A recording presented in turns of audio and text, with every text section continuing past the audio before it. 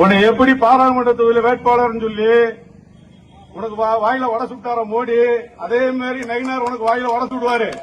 வாசுதேவன் தொகுதியில உனக்கு சீட்டே கிடைக்காது. சீட்டுக்கு வேற ஆள் முடிஞ்சு போச்சு. அது தெரிஞ்சுக்க முதல்ல. நீ வேலை பார்க்க, நல்லா சம்பாதிக்க, மக்களுக்கு நல்லதை செய்ய, உன்னை அரசியல வளர விட மாட்டாங்க. வாசுதேவன் தொகுதியிலே கனவுல கூட நினைச்சிடாத தம்பி. ஒன்றை மட்டும் உங்களுக்கு சொல்ல விரும்புகிறேன். பாரதிய ஜனதா கட்சியை பொறுத்த மட்டுக்கும் சீட்டு கிடைச்சாலும் சீட்டு கிடைக்காட்டினாலும், ஆட்சியில் இருந்தாலும் ஆட்சியில் இல்லாவிட்டனாலும், ஆண்டாண்டு காலமாக அதே சேவையை செய்து கொண்டிருக்கும் இயக்கம் பாரதிய ஜனதா கட்சி. எதையும் எதிர்பார்த்து இருப்பவர்கள் நாங்கள் அல்ல. முடிந்தால் திராவிட முன்னேற்ற கழகத்திற்கு சவாலாக சொல்கிறேன், முடிந்தால் வாசுதேவநல்லூர் மட்டுமல்ல, தென்காசி மாவட்டத்தில் இருக்க ஏதாவது ஒரு தொகுதியாவது நீங்கள் ஜெயித்து காட்டுங்கள், நான் பார்க்கிறேன். சில பேர் நல்லது பண்ணி அரசியல்ல பேர் வாங்குவாங்க, இல்ல ஃபேமஸ் ஆவாங்க.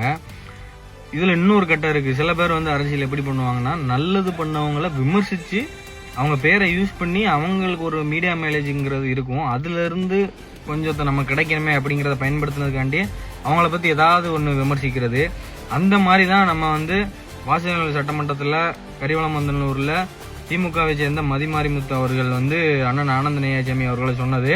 அதுக்கு அவர் தக்க பதிலடியும் கொடுத்துட்டாரு. சீட்டு கிடைச்சாலும் கிடைக்காவிட்டாலும், கட்சியில ஒரு தேர்தலில் நின்னாலும் நிக்காட்டிலும் அவரோட பணி என்னைக்குமே தொடரும் அப்படின்னு சொல்றாரு. அந்த தைரியம் இதே திமுக சேர்ந்த யாருக்காவது இருக்கா? ஒரு கவுன்சிலர் சீட்டு கிடைக்கலன்னா கூட அடுத்த கட்சிக்கு மாறுதவங்க தான் திமுக உள்ள எல்லாருமே. தென்காசி மாவட்டத்துல ஒரு அரசியல்வாதிக்கு அதிக மீடியா மேலேஜ் இருக்குன்னா அது அண்ணன் ஆனந்த நெய்யாசாமி அவர்கள் தான். அவரை விமர்சிச்சு உங்களுக்கு ஒரு விளம்பரம் கிடைக்கும்னு நீங்க நினைச்சிருக்கீங்க. அது கிடைச்சா இல்லையான்னு எனக்கு தெரியல. ஆனா அண்ணன் தெளிவா சொல்லிட்டாரு. நீங்க கேட்டதும் ஒரு வகையில நல்லதுதான்.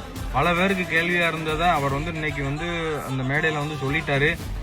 என்னோட சீட்டு கிடைச்சாலும் சரி கிடைக்காட்டும் சரி கட்சிக்கான பணி நான் தொடர்ந்து செய்வேன்னு சொல்லிட்டேன். இதுக்கு மேல நீங்க அவரை எந்த விதத்திலையும் நீங்க தாக்க முடியாதுன்னு சொல்லி நான் நினைக்கிறேன்.